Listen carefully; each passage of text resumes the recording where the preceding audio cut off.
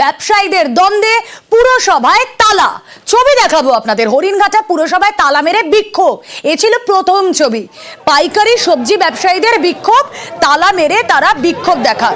হরিণঘাটা পুরসভায় তালা মেরে বিক্ষোভ পাইকারি সবজি ব্যবসায়ীদের, এই বিক্ষোভের ছবি আপনাদের সামনে। তালা ভেঙে পুরসভায় ঢোকেন পুরপ্রধান, সে ছবিও আপনাদের সামনে আমরা রাখছি।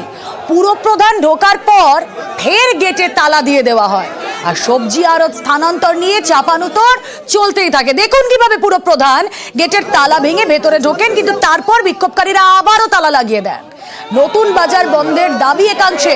পুরপ্রধান যদিও আশ্বাস দিয়েছেন, তারপরে তালামুক্ত হয় গোটা পুরসভা। ছবি দেখাচ্ছি আপনাদের, ব্যবসায়ীদের দ্বন্দ্বে কিভাবে পুরসভায় তালা লাগিয়ে দেওয়া হয়। পুরপ্রধান তালা ভেঙে ভেতরে ঢোকেন, তারপর আবার বিক্ষোভকারীরা তালা লাগিয়ে দেন। হরিণঘাটা পুরসভায় এভাবেই চাপানোতর চললো দিনভর। কথা বলবো, রঞ্জিত প্রতিনিধি রয়েছেন আমাদের সঙ্গে। রঞ্জিত, যে ইস্যু নিয়ে তারা ক্ষোভ দেখাচ্ছিলেন, যে কারণে তাদের বিক্ষোভ, তারা তালা দিয়ে দিলেন। পুরপ্রধানের আশ্বাসে তালা খুলে দেওয়া হলো, পুরসভা তালা মুক্ত। আশ্বাস কি? আশ্বাস তো মিলল, কবে তা কার্যকর?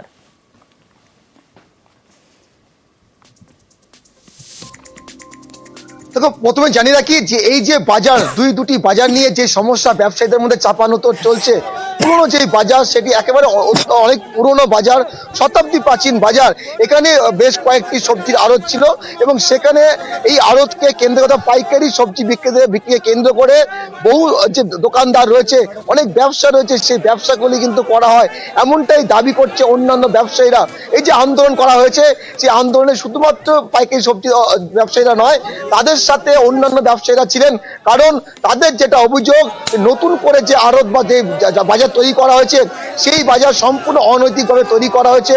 এবং যদিও পৌরসভার পক্ষ থেকে দাবি করা হচ্ছে নতুন বাজারের বিরুদ্ধে ইতিমধ্যেই পৌর আইন অনুযায়ী বাজারের যে আইন রয়েছে, সেই আইন মোতাবেক এফআইআর করা হয়েছে, তবুও ব্যবসায়ীরা মানতে নারাজ। কারণ তাদের একেবারে দাবি যে নতুন বাজার পুরোপুরিভাবে বন্ধ করতে হবে।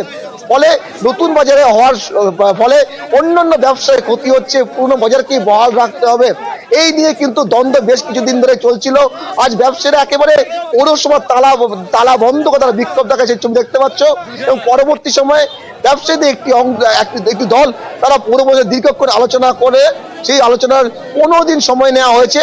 15 দিনের মধ্যে সম্পূর্ণ সমস্যা মিটিয়ে ফেলা হবে বলে পৌরসভা আশ্বাস দেয়। তাই এর মধ্যেও কিন্তু ব্যবসায়ীদের মধ্যে একাংশের মধ্যে মতবিরোধ শুরু হয়ে গিয়েছিল।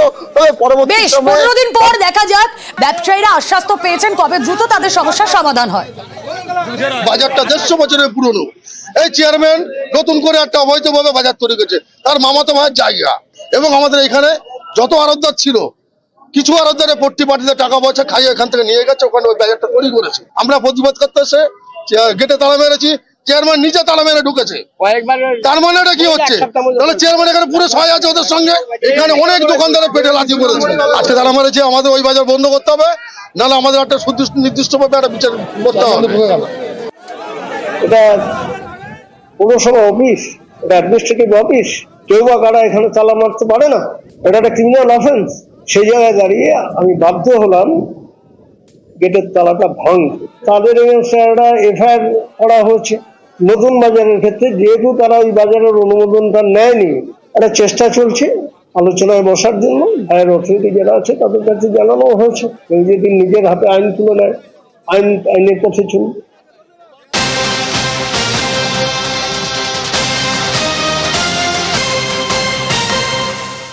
আর এবার ট্রাফিক পুলিশের দাদাগিরির অভিযোগ, পুলিশের জুলুমের অভিযোগ, তাতে উত্তেজনা। বহরমপুরে ট্রাফিক এবং অটো চালক ধস্তাধস্তি, ব্যাপক ধস্তাধস্তি।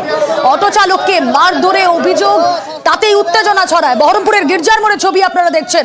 অবরোধ, বিক্ষোভ, উত্তেজনা রইল বহরমপুরের এই ট্রাফিক অটো চালক ধস্তাধস্তির ছবি আপনাদের সামনে।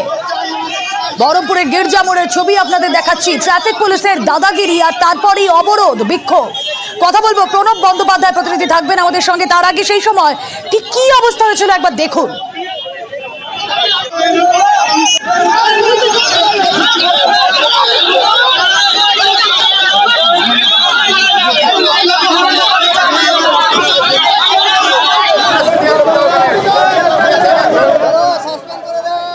কথা বলবো প্রতিনিধি প্রণব বন্দ্যোপাধ্যায় রয়েছেন সঙ্গে। প্রণব, ট্রাফিক চালক, তিনি ট্রাফিক মুভমেন্ট নির্দিষ্ট করবেন, সেদিকে নজর রাখবেন, ইটস ফাইন। কিন্তু এই ট্রাফিক যার বিরুদ্ধে আর কি অভিযোগ উঠছে তিনি দাদাগিরি করেছেন, সেটা কেন? অভিযোগের সত্যতা কতটা? দেখো, দীর্ঘদিন ধরে এই ট্রাফিক ইন্সপেক্টর যিনি রয়েছেন বিপুল মন্ডল, তার বিরুদ্ধে কিন্তু এই ধরনের অভিযোগ তুলছে এবং আজকে এক অটো চালককে বেধড়ক মারধর করে বলে অভিযোগ, এবং তারপর সে গুরুতর আহত হয়ে মুর্শিদাবাদ মেডিকেল কলেজে ভর্তি রয়েছে। এবং এরপরে কিন্তু ক্ষোভে ফেটে পড়েন যে অটো চালকরা রয়েছেন গির্জার মোড়ে, 34 নম্বর জাতীয় সড়কে তোমার গির্জার মোড়, সেই গির্জার মোড়ে এসে অবরোধ করতে শুরু করে এবং অবরোধ তুলতে গেলে পুলিশের সঙ্গে রীতিমতো ধস্তাধস্তি হয়। এরপর পরিস্থিতি ক্রমশ উত্তেজনা ছড়ায়। তারপর পুলিশের আধিকারিকরা এসে ওই অভিযুক্ত ট্রাফিক পুলিশের নামে বিরুদ্ধে ব্যবস্থা নেওয়া হবে এই আশ্বাস দেওয়ার পরে কিন্তু অবরোধ ওঠে। এবং এই অটো চালকদের এবং টোটো চালকদের তাদের অভিযোগ, এই যে গির্জার মোড়ে যে পুলিশের বিপুল মন্ডল নামে যে পুলিশ অফিসার দায়িত্বে রয়েছেন, তিনি এই ধরনের বেনিয়মের কাজ করে চলেন এবং যে কোনো সময়তে তাদেরকে মারধর করেন এবং তাদের ওপর অত্যাচার করা হয় বলে কিন্তু অভিযোগ। এবং তারই ফলশ্রুতি কিন্তু আজকে তারা ক্ষোভে ফেটে পড়েন এবং রাস্তার মধ্যে শুয়ে কিন্তু তারা বিক্ষোভ দেখাতে শুরু করেন। এবং যেহেতু জাতীয় সড়ক তীব্র যানজটের সৃষ্টি হয় এবং অর্থাৎ এই ট্রাফিক পুলিশের বিরুদ্ধে দীর্ঘদিন ধরেই অভিযোগ, আর তাই আজ ক্ষোভের এই বিস্ফোরণ। এমন মার মেরেছে ঘরের মধ্যে, বেচারি কাঁদতে করছে। একটা পুলিশ পুরো দাওয়ার চেষ্টা করছে, পুরো পুলিশ সব দাঁড়িয়েছে হসপিটালের ভিতরে, কেসটাকে দাওয়ার জন্য চেষ্টা করছে। রাস্তা পথ অবরোধ করতে আমাদের বাধ্য হতে আমরা চাইছি যে ওর শাস্তি চাই। কেন মারবে আপনি অন্যায়? প্যাসেঞ্জার নামানো প্যাসেঞ্জার কত নামাবো? আমরা মাঠে নামাবো।